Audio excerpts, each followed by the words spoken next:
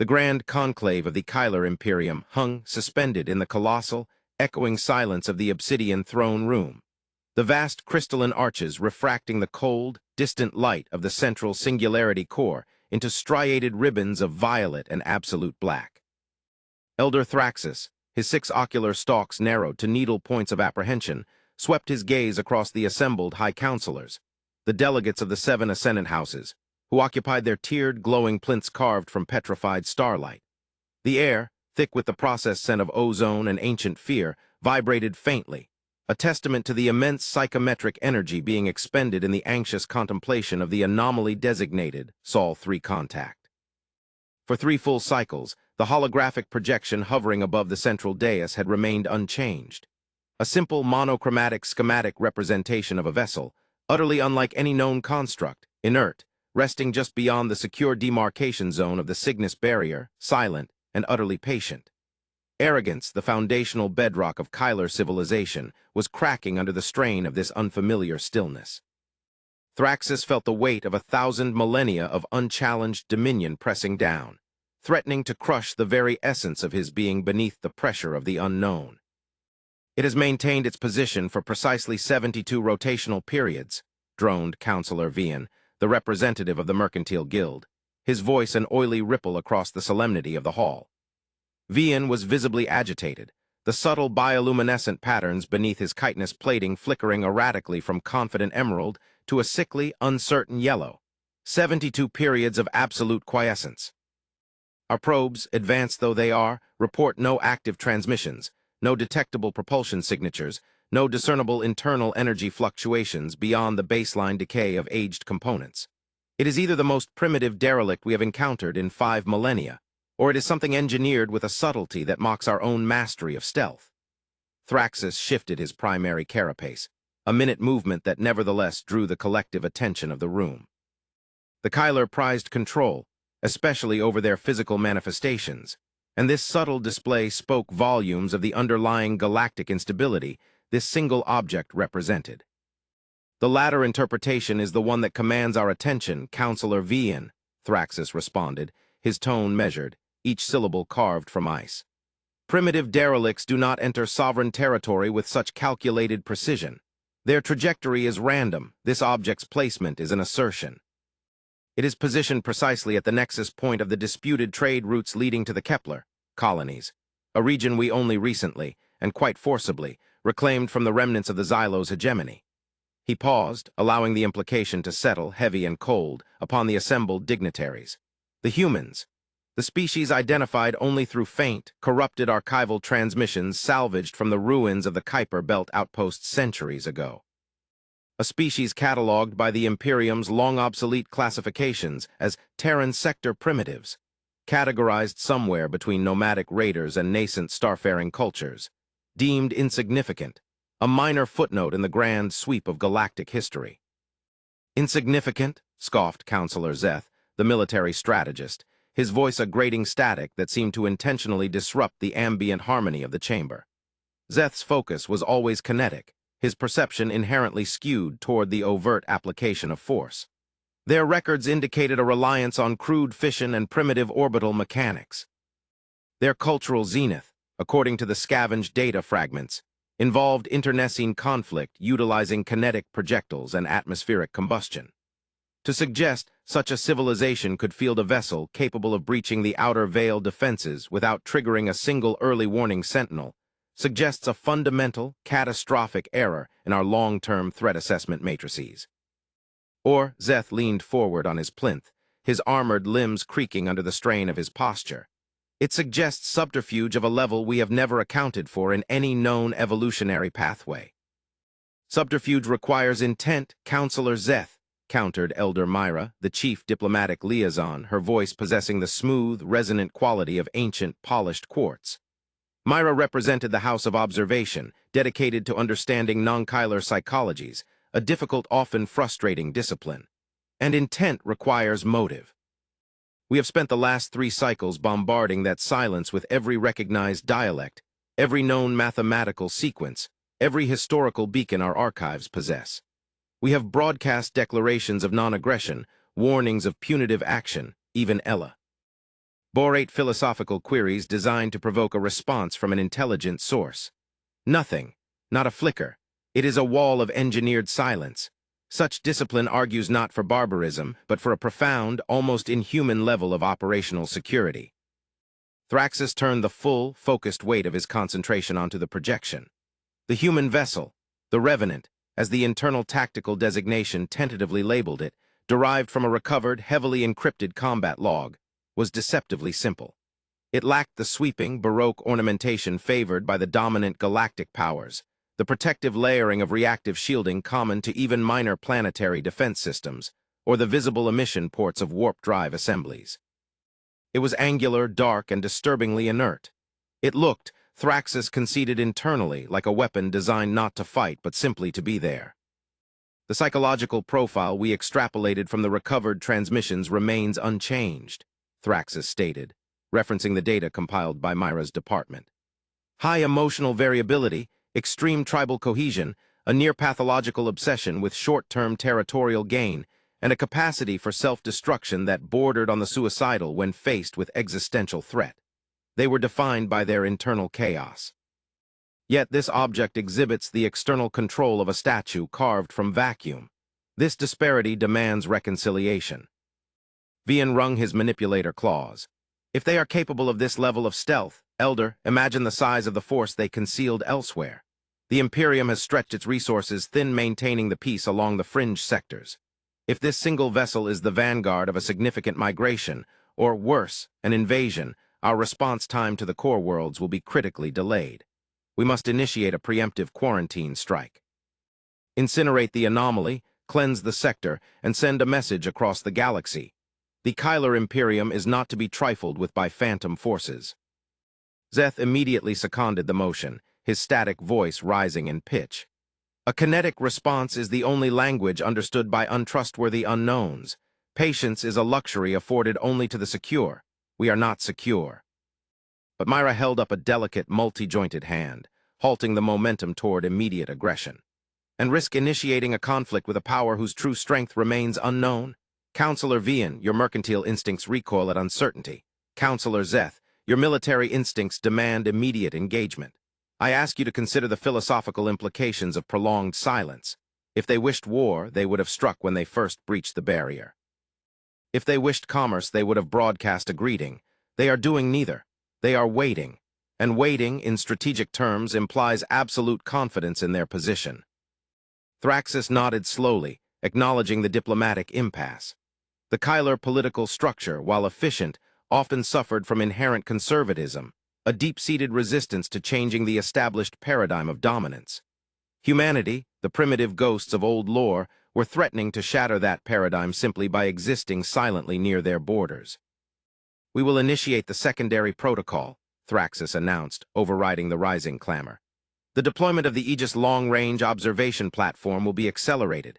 It will approach the vessel at subluminal velocity, maintaining a distance 5 times that of our deepest sensor penetration capability. No aggressive maneuvers, no energy signatures above the thermal noise floor.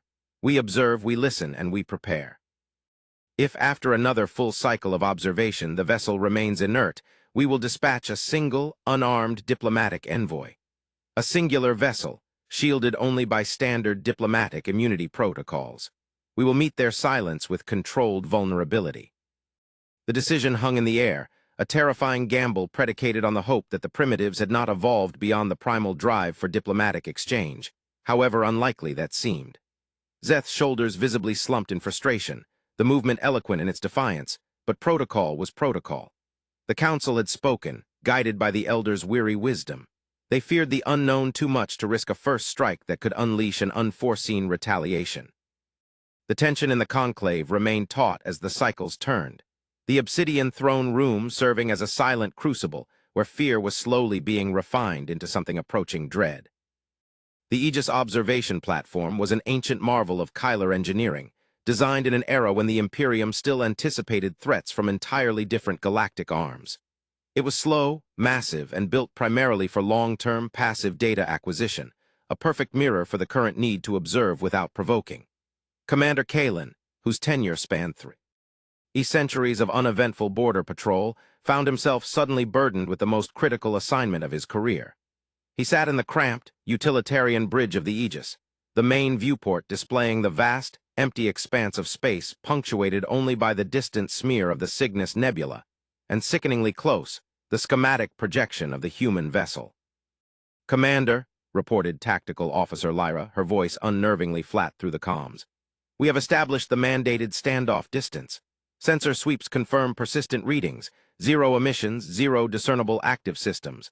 The hull composition remains resistant to our highest frequency spectral analysis. It reflects and absorbs energy in a manner inconsistent with known material science. It is fundamentally opaque." Kalen stared at the schematic. The primitive Terran designation for their spacecraft, the name gleaned from a fractured data burst during their species' initial expansion, was battleship. The absurdity of applying such an aggressive, clumsy term to this sleek, silent enigma grated on his professional sensibilities. "Lyra, cycle the universal communication frequencies again. Use the historical sequences, the early radio wave patterns recovered from the Orion Arm debris field. Do not use the standard diplomatic protocols. We are simulating a primitive attempt at contact." They ran the sequence, a 3-minute broadcast of structured noise, mathematical primes, and the simple, cyclical hum of early Terran electromagnetic interference. Then, silence. 3 minutes stretched into an epoch. Kalen felt the familiar, heavy pressure of being observed, even though the Kyler military doctrine insisted that any entity capable of traversing interstellar voids would possess far superior sensors. "Still nothing, Commander," Lyra confirmed, her breathing shallow. "Prepare the envoy launch vessel," Kalen ordered, his voice betraying none of the internal turmoil. The Kyler term for the diplomatic shuttle was the Luminance Seeker, a vessel meant to convey openness and fragility. It carried no weaponry, minimal shielding, and a diplomatic suite designed for instantaneous translation and cultural assimilation protocols. The chosen envoy was Ambassador Vorlak, a Kyler known for his almost obsessive adherence to the minutiae of ceremonial etiquette. "Vorlak is readying for deployment, Commander. He is awaiting final confirmation of the inert status of the target vessel." Kalen closed his primary visual sensors for a brief moment, focusing on the tactical display. This was not a war. It was a performance dictated by fear. The Imperium, for all its might, was paralyzed by the lack of understandable behavior from this single ship. If the humans were indeed the chaotic, emotional beings their fragmented history suggested, then an appearance of strength might invite immediate obliteration.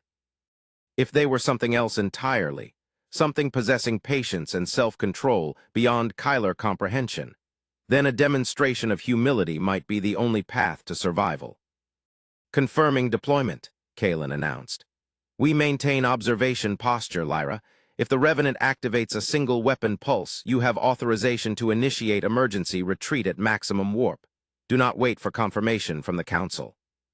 The Luminance Seeker detached from the Aegis, a tiny, shimmering mote of light against the infinite black, accelerating gently toward the dark, silent bulk of the human vessel. Ambassador Vorlak despised haste. Every facet of his being was ordered toward measured consideration, the slow accretion of context before judgment. Yet the atmosphere inside the Luminance Seeker was thick with the urgency of an entire civilization holding its breath. The main viewport, magnified to show the approaching human vessel in stunning, terrifying detail, revealed no compromise in its construction. It was not primitive, it was deliberately minimalist. Every angle, every junction, suggested function without adornment. "We are within the final engagement envelope, Commander," Vorlak transmitted back to the Aegis. His voice transmitted through the external universal speakers of the shuttle in a pattern of modulated light pulses designed to convey universal concepts of peace and vulnerability, even as the internal systems prepared the rapid translation matrix for the likely spoken word. "The target remains unresponsive to visual contact." As the Luminance Seeker slowed to a near stop, hovering perhaps 2 kilometers from the human hull, a minute change occurred. It was not a sudden blast of light or a projection of energy. It was the cessation of the absolute blackness of the hull. A section, perfectly delineated, shifted its photonic absorption profile. It did not glow. It simply became visible, revealing an aperture, a docking port, yawning open like a predator's maw in the shadows. Vorlak felt a sudden cold spike of adrenaline, an emo. Tian the Kyler had largely evolved beyond. This was not a welcoming gesture. It was an invitation to enter a controlled environment. "They have opened a passage," Vorlak confirmed, his internal diagnostic systems cycling rapidly, assessing environmental compatibility, atmospheric mixture, and potential atmospheric contaminants. All readings returned anomalous, stable, breathable, but possessing a complex mixture of inert gases that suggested an artificial maintenance system far more sophisticated than any Kyler atmospheric recycler. "The choice is upon us, Ambassador," Kalen's voice crackled over the comms. "The Council's directive was clear. Attempt initial contact. Do you proceed?" Vorlak studied the opening. He could see no automated defense grid, no visible sensor arrays surrounding the aperture. It was, by all outward appearances, an open door. He remembered the ancient Kyler philosophical debates concerning the nature of courage. Was it the absence of fear or the mastery of it? He chose the latter. "Proceeding," Vorlak stated calmly. "Maintain passive observation, Commander. If the door closes, do not attempt retrieval." The luminant seeker drifted forward, smoothly guided by its minimal maneuvering thrusters, sliding into the waiting void of the human vessel. The transition was jarringly smooth, devoid of any pneumatic seals or pressure equalization sequences. One moment they were in the vacuum of space. The next they were within a massive, brightly lit cavern. The internal environment was stark. The walls were not metal, nor ceramic, nor synthesized crystal. They appeared to be composed of a dense, matte black polymer, absorbing all extraneous light and giving the cavern a sense of infinite depth. The air smelled faintly metallic, clean but devoid of any organic scent. The scale was enormous, designed not for the slender Kyler, but for something considerably larger, perhaps taller and broader. In the center of the cavern, resting on a platform that seemed to generate its own localized gravitational field, was the object of their journey, a single, seated figure. The human. The entity was unlike the crude skeletal reconstructions the Kyler possessed. It was humanoid in the most basic sense, bipedal bilateral symmetry, but scaled up. The figure was immense, easily 3 meters tall, clad in a uniform of deep midnight blue interwoven with metallic fibers that caught the light with an almost liquid sheen. The head was uncovered, revealing skin the color of pale sandstone and hair the color of old earth, short and neatly trimmed. The most striking features were the eyes, large, intelligent, and utterly devoid of visible surprise or agitation. They were locked onto Ambassador Vorlak with an unnerving, steady intensity.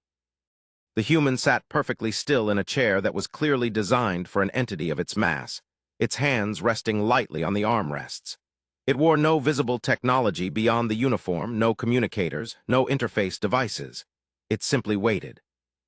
Vorlak, miniaturized by comparison, disembarked the shuttle slowly, his slender legs carrying him tentatively across the strange polymer floor. The Kyler translation matrix immediately began analyzing the ambient air quality, searching for residual communications, any pattern of sound. The human finally moved, a slow, deliberate motion that suggested immense physical mass being carefully controlled. It raised one hand, index finger extended, pointing toward a smooth panel on the wall opposite the docking aperture. Then the human spoke. The voice was deep, resonant, entirely without inflection, and translated instantly by the matrix into perfect, formal Kyler. "Welcome, Ambassador of the Kyler Imperium. We have anticipated your arrival." The initial exchange was conducted in a sterile, almost academic environment within the human vessel, a conference chamber scaled to accommodate the vast difference in stature, utilizing localized gravity projectors, so the Kyler delegation did not have to strain their necks to observe their counterparts. Vorlak had been joined by a small retinue of cultural analysts and security liaisons, though the latter were purely ceremonial, as physical resistance was deemed suicidal. The Kyler had prepared for hostility, arrogance, or perhaps desperate pleading. They had not prepared for this profound, terrifying level of composure. The human who had greeted them introduced himself as Director Chaos, stating his designation as the primary diplomatic nexus for the Sol 3 Collective.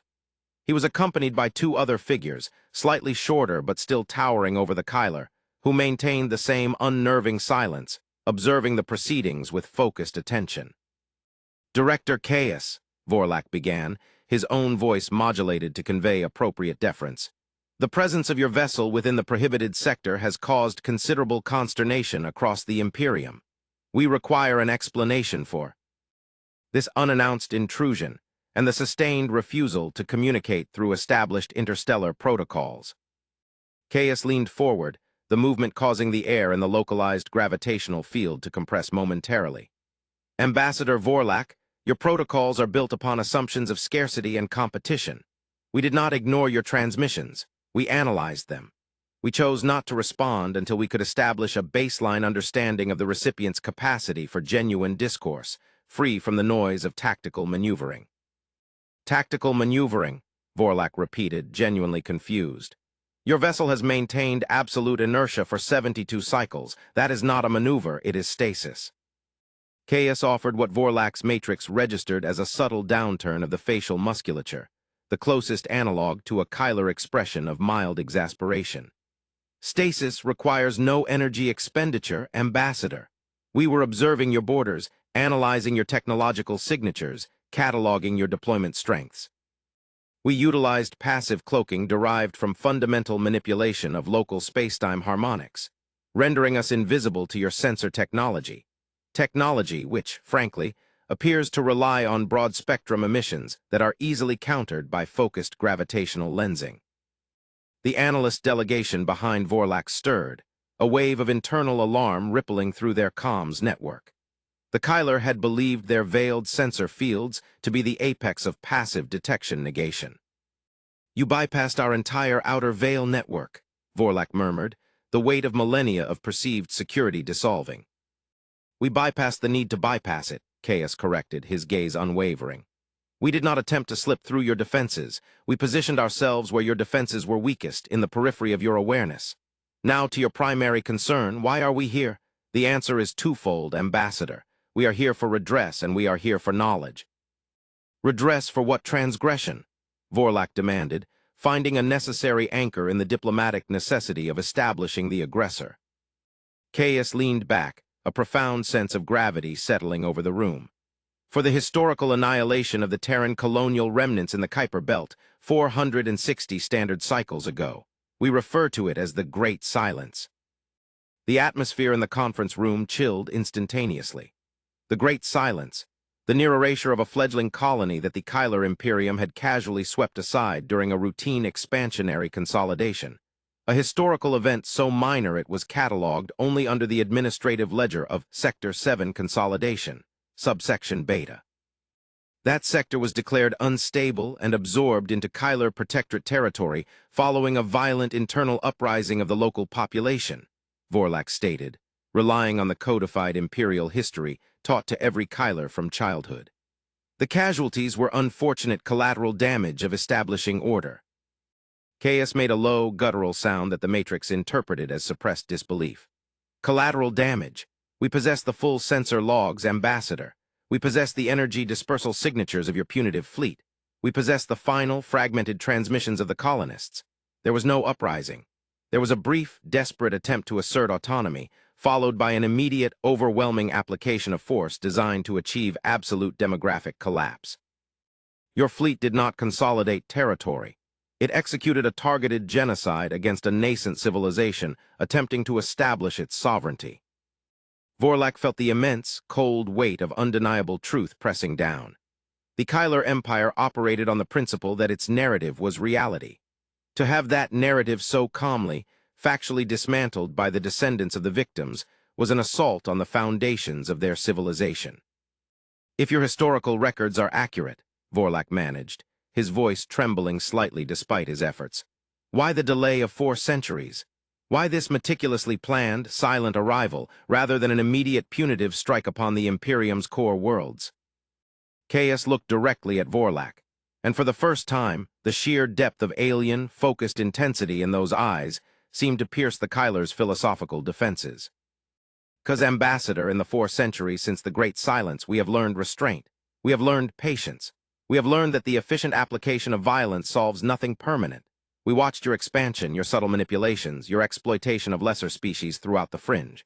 We observed your internal politics, your council structure, your fear of true change. We did not build a revenge fleet designed to destroy. We built a single entity designed to enforce accountability. And we learned something else, that true power lies not in the ability to destroy, but in the capacity to offer an alternative. The other two silent humans moved simultaneously, placing data drives, small matte black rectangles, onto the conference table. "We offer you the truth of your actions, documented without Kyler bias," Caius continued. "And we offer you the technology that allowed us to reach you without detection, a methodology that bypasses every known constraint of your space-time manipulation theories. We are not here to conquer, Ambassador. We are here to renegotiate the terms of your continued existence in this galaxy based on a new framework of cosmic ethics." This was not diplomacy. This was an ultimatum wrapped in philosophical discourse. The sheer audacity of the claim that a species deemed primitive could possess technological superiority capable of rendering the Imperium's massive military infrastructure obsolete was almost too much to process. Back aboard the Aegis, Commander Kalen was experiencing a collective panic among the external observation crews that threatened to overwhelm standard communication channels. The sensor data, now augmented by the minimal, passive telemetry the human vessel allowed to leak into the surrounding space, was revolutionary, terrifying, and undeniable. The human ship was utilizing a localized distortion field that masked its mass signature and absorbed all active sensor pings. It was not cloaked, it was excised from conventional reality. Elder Thraxus, having been immediately alerted by Kalen of the contact initiation and the shocking nature of the human claims, arrived aboard the Aegis via high-priority transport an hour later, his massive form radiating suppressed fury and deep intellectual shock. He stood beside Kalen on the bridge, staring at the real-time feed of Ambassador Vorlak's small, isolated figure against the towering presence of Director Caius. "They claim technological parity, Kalen," Thraxus hissed, his voice low enough that only Kalen could perceive the vibration. "They claim the ability to render our entire warp-capable fleet inert by simply altering the local physical constants." "Elder, the data supports their initial passive stealth capabilities," Kalen responded grimly. "If they can maintain that distortion field on a vessel of that size, I see no theoretical reason why they could not scale the effect to encompass an entire sector, should they choose to retaliate for the Great Silence." Thraxus watched Vorlak, who was now being shown interactive holographic projections by one of the silent humans, projections of complex geometric matrices that seemed to shift and reconfigure reality itself. "They are not offering technology for weaponry, Commander," Thraxus observed, a new, cold clarity entering his tone. "They are offering physics they have mastered, physics we have not even conceived of. This is not a negotiation for territory, it is a debate over fundamental reality." On the internal feed, Vorlak managed to regain some footing, though the cultural dissonance was palpable. "Director Caius, the Imperium acknowledges that the Great Silence was an act of disproportionate force based on incomplete intelligence regarding the colonists' internal structure. However, the galaxy is governed by established power dynamics. To demand recompense centuries later, under threat of technological superiority, is an act of aggression, regardless of your stated intentions." Caius acknowledged the argument with a slow nod.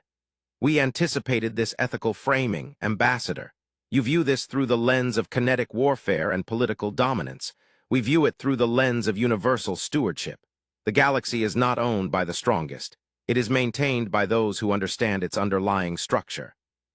Your Imperium, in its consolidation of power, has consistently ignored the burgeoning potential of smaller systems, suppressing any innovation that threatened your established energy models." Caius then gestured to the second silent human, who projected a new image, a swirling, colossal structure orbiting a distant, dying star, a megastructure of impossible scale, vast enough to encompass entire solar systems, yet clearly artificial. "This," Caius announced, his voice devoid of pride or threat, simply stating a fact, "is the Vault of the First Dawn. It was constructed by the species that preceded the galactic powers by perhaps 100 million years. It is not a weapon, it is a library. It contains the accumulated knowledge of civilizations that achieved what you deem ultimate power, only to discover that ultimate power is a localized illusion." He tapped the projection, and the vault dissolved, replaced by a star map that charted thousands of known galaxies, overlaid with lines of energy that seemed to follow non-Euclidean pathways. "We did not evolve this way," Caius stated, his eyes sweeping over the star map. "We were guided. We were uplifted by the custodians of structures like the Vault after our own near extinct." Tiana Vent, a conflict that mirrored your own early history of uncontrolled expansion and resource depletion. We learned that the greatest threat to emergent sentience is not external invasion, but internal, self-imposed ignorance. Vorlak, utterly absorbed, could only listen. The revelation was staggering. Humanity was not an organic outlier. They were a designated, cultivated ward species, now returning to the galactic stage armed with the ethical framework and technological insights of a superior, ancient civilization. Why reveal this to the Imperium now? Vorlak pressed. If your goal is galactic reformation, why not simply erase the power structures you deem corrupt? Caius paused for a long moment, allowing the silence to press in, a deliberate echo of the silence they had used to enter the region. Because, Caius finally said, the word carrying the weight of cosmic responsibility, the vault of the First Dawn transmitted a warning cycle 3 cycles ago. A signal so ancient, so massive in its energy signature, that even our cloaking technology struggled momentarily to filter the background noise. It is a distress call, originating from beyond the known, mapped boundaries of the local cluster. He shifted the projection again. This time it showed a region of space impossibly distant, framed by nebulae that seemed to burn with unnatural colors. And at the very center of that far-flung map, an object appeared. A void, a complete absence of light and energy, consuming everything in its path, moving with undeniable purpose toward the galactic core. We call it the Scourge, Caius continued. It is not a biological entity, nor a fleet. It is a fundamental breakdown of localized spacetime, an entropy cascade given trajectory. It consumes order, eradicates information, and leaves behind nothing that can be mapped or analyzed. The signal we received was a final, desperate recording from the civilization maintaining the boundary defenses your Kyler Imperium currently believes are sufficient to hold back any conventional threat. The revelation was multi-layered.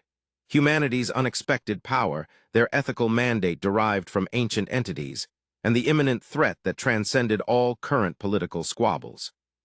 The Kyler Imperium has operated for millennia under the assumption of its own primacy, Caius concluded, his voice steady. That assumption is now mathematically unsound. You cannot defend against the Scourge with kinetic drives, energy shields, or defensive geometries based on existing physics. You can only defend against it with the physics that allowed us to arrive here silently. Caius met Vorlak's gaze, an appeal that bypassed millennia of ingrained cultural enmity. Ambassador, the Great Silence was an error. We are here to correct that error not through vengeance but through alliance. We need the organizational structure, the logistical capacity, and the sheer number of available resources that only the Imperium commands. In return, we offer the knowledge required to survive the Scourge. If the Kyler Imperium refuses this alliance, it will not be destroyed by humanity. It will be erased by the entropy we seek to halt. Elder Thraxus made the agonizing decision immediately upon receiving Vorlak's encrypted transmission detailing the encounter. The data packages, the physics schematics, the historical confirmation of the Great Silence, and the terrifying spectral analysis of the encroaching Scourge were overwhelming. The arrogance of Kyler exceptionalism shattered under the cold, hard light of undeniable external reality. He ordered the immediate recall of all major fleet elements from the fringe sectors, an action that caused immediate, seismic political upheaval within the Imperium. But in the face of annihilation, political maneuvering became moot.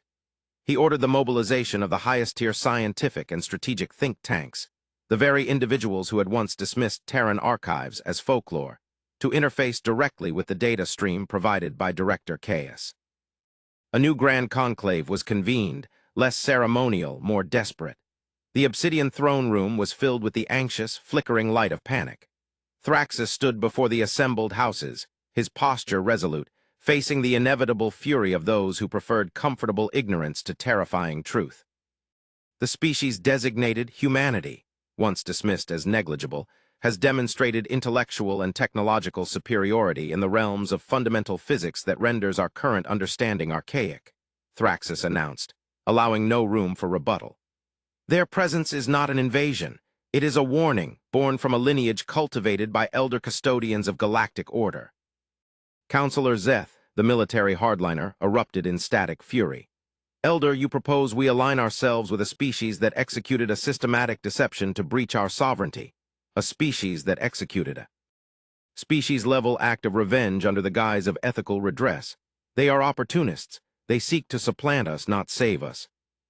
They showed us the alternative, Counselor, Thraxus countered, projecting the simulation of the Scourge's accretion wave onto the center of the chamber. The simulation, derived from human parameters, was terrifyingly persuasive. Look upon your historical enemy, Counselor Zeth. Look upon the raw, unstructured force that destroys order itself. Your kinetic solutions are dust against that threat. Their physics, derived from a deeper understanding of the cosmos, is the only shield available. He addressed the political ramifications directly. The Great Silence was an atrocity, and the documentation proves it. We will not deny it. We will issue a formal declaration of acknowledgement and begin the process of restitution to the surviving human entities we can locate. This is not capitulation. It is strategic realignment based on ethical necessity and existential survival. Those who cling to the comfortable lies of past dominance will become the first victims of the coming void. The political maneuvering was brutal, characterized by hours of intense, closed-session debate where fear clashed with the deep-seated Kyler pride. But the numbers, the physics, and the undeniable visual evidence of the Scourge simulation were persuasive. Survival trumped history. Slowly, reluctantly, the 7 houses assented. Ambassador Vorlak remained aboard the human vessel, which they now referred to internally and tentatively externally as the Arbiter. He worked alongside Director Caius and his silent associates in the human ship's primary analysis hub, a vast, open space where gravitational fields were manipulated to allow the massive humans to move data cubes with casual ease, while Vorlak utilized localized environmental fields to operate. Your species' capacity for internal conflict remains a concern, Director Caius, Vorlak noted one day, while examining the theoretical application of human field resonance dampening, a technology that neutralized the chaotic energy structures of the Scourge at the subquantum level. How can we trust that, once the external threat is neutralized, you will not turn your superior knowledge upon us, leveraging the very same historical grievance to justify our subjugation? Caius paused his manipulation of a complex lattice of light that represented the dampening field. He turned to the diminutive Kyler ambassador, his expression softening almost imperceptibly into a facsimile of profound understanding. Ambassador Vorlak, you mistake our nature. We understand the corrosive effect of unchecked power because we witnessed its consequence on our own origins. The custodians who uplifted us instilled a primary directive, to foster equilibrium, not dominance. We are not seeking to replace the Kyler Imperium. We are seeking to integrate it into a new, shared defense matrix. If we sought conquest, we would not be showing you the schematics for the Scourge defense. We would be utilizing them solely for ourselves, and we would have already begun neutralizing your core command structures when we bypassed your perimeter. He pointed to a segment of the schematics that detailed the long-term resource allocation required to counter the Scourge across the breadth of the threatened galactic quadrant.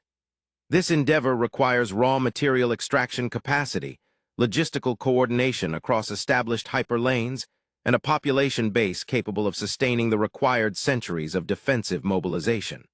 The Kyler possess the infrastructure. We possess the key to unlock that survival. The alliance was forged not in trust, but in absolute necessity, a cold, rational contract against annihilation. The Kyler began the painful, humiliating process of dismantling their proud military fleets, retasking them from border patrols to massive resource harvesting operations, all guided by human oversight regarding the deployment of the nascent anti-Scourge technology. The shift was agonizingly slow for the veteran Kyler society, but the looming threat provided the necessary external discipline. Years passed, measured in the immense time scales of galactic politics, yet compressed by the urgent rhythm of the human-led mobilization. The Kyler engineers, initially skeptical, became obsessed with the sheer elegance of human physics. The concepts of spacetime as a malleable medium, rather than a static backdrop, revolutionized their science. The sheer, calm will of the humans, their dedication to the long game, their complete removal of emotional volatility from strategic planning, was both alien and deeply admirable. They were the perfect logical counterpoint to the Kyler's passionate, hierarchical existence. Ambassador Vorlak became the indispensable link, his slow, careful integration into the human command structure proving invaluable. He was no longer just an envoy. He was a student of a different kind of power. The Kyler had successfully deployed the first generation of field resonance emitters, along the projected path of the Scourge massive orbital defense stations retrofitted with human technology, capable of projecting localized zones of informational stability. The first wave of the Scourge was detected approaching the peripheral regions of the neighboring Andromeda cluster, a vast, slow-moving darkness that threatened to consume entire galaxies. During a final assessment meeting aboard the Arbiter, Vorlak stood beside Director Caius, watching the data stream confirming the first successful dampening field engagement. The approaching void recoiled slightly where the human Kyler synthesis field met it. A minor victory, but a victory nonetheless. Director Caius, Vorlak said, allowing a flicker of genuine satisfaction to cross his features. The alliance has proven effective. We have bought ourselves the necessary time to prepare the core worlds. Caius nodded, his immense frame relaxed. Indeed, Ambassador. The Kyler proved highly adaptable once the parameters of survival were established. You possess the tenacity that we admired, even when it was misdirected. And the custodians? Vorlak asked, reverting to the deeper mystery. The architects of this knowledge, are they aware of the Scourge's trajectory? Will they intervene? Caius turned away from the main tactical display, moving toward a secondary console that Vorlak had never been permitted to approach. The gravity in the chamber subtly shifted, emphasizing the immense difference in their physical presence. The custodians are the reason we are here, Ambassador, but not in the way you believe. Caius activated the console. It did not project light. Instead, it seemed to drain the light from the surrounding area, pulling the environment into a single, focal point of deep shadow. From this absolute blackness, a structure began to form, not a projection, but something materially generated within the chamber itself. It was a massive, intricate construct composed of interlocking rings that rotated silently around a central, perfectly smooth sphere. It was utterly alien, far surpassing the technological elegance of the Arbiter itself. This is not human technology, Ambassador, Caius stated, his voice losing its practiced diplomatic calm, replaced by something ancient and weary. This is a beacon, maintained by the true descendants of the custodians, the entities who managed the galaxy long before the concept of humanity existed. Vorlak stared, his mind struggling to reconcile this new, exponentially greater layer of complexity. Humanity, you are not the primary ward species. Caius looked back, and in his eyes, Vorlak saw not the calm logic of a strategic director, but the profound loneliness of an ancient guardian. We are a function, Ambassador, a specialized instrument of monitoring and calibration, designed to intervene when a rising galactic power begins to self-terminate or pose an existential threat to equilibrium. We watched humanity rise from the dust of their origins, displaying that terrifying, chaotic drive that often precedes true innovation.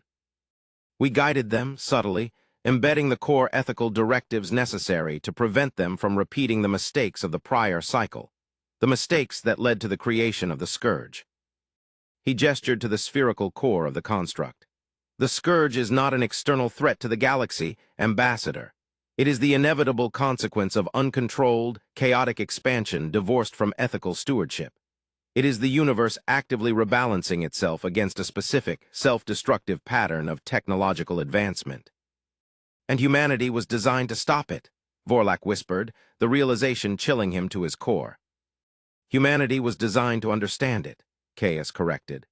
Their volatile nature allowed them to conceptualize solutions beyond the sterile, logical frameworks favored by species like the Kyler, and indeed, our own direct predecessors. They were the necessary chaotic element introduced into a stable, but ultimately fragile, system. Caius then pointed toward the far reaches of the map, where the Scourge advanced. We did not signal the distress call 3 cycles ago, Ambassador. The custodians did not. The distress signal was generated by the Scourge itself, a final, distorted echo of the civilization it consumed, attempting to warn those who might follow the same path. He then delivered the final, devastating truth, the core of the humans' dangerous mission.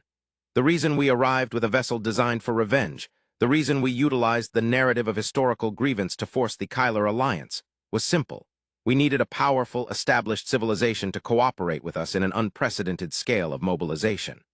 We needed the Kyler Imperium to believe in a history of righteous vengeance, because that narrative provided a singular motivational framework strong enough to override their deep-seated political conservatism, and mobilized their entire infrastructure against a threat that seemed entirely abstract until we provided the personal angle.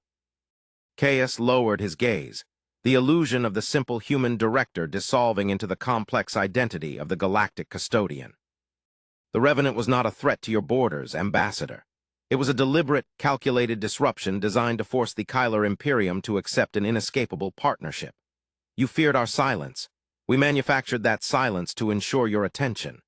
Your history of atrocity provided the necessary leverage to ensure you would not hesitate to dedicate your entire resource base to the fight against the Scourge, believing you were redeeming an ancient debt.